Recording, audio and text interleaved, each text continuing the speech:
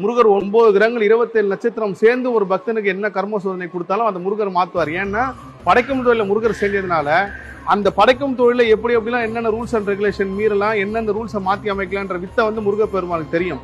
அதனால தான் தன் பக்தர்களுக்கு அவர் வள்ளி வள்ளி வரப்பிரசாதங்களை வழங்குறார். ஒருத்தனோட கர்மா எவ்வளோ மோசமாக இருந்தாலும் வந்த உடனே முதல்ல அவருக்கு ஒரு சோதனை கொடுத்துருவார். கண்ணீர் விட்டு அழகிற அளவுக்கு சோதனை கொடுத்தோடனே அவன் கண்ணீர் கர்மா கரையும். கண்ணீர் வந்தாலே அந்த சோதனை கொடுத்து கர்மாவை தீர்த்ததுக்கு அப்புறம் தான் முருகர் வந்து அவருக்கு எல்லா வரங்களையும் கொடுப்பார்.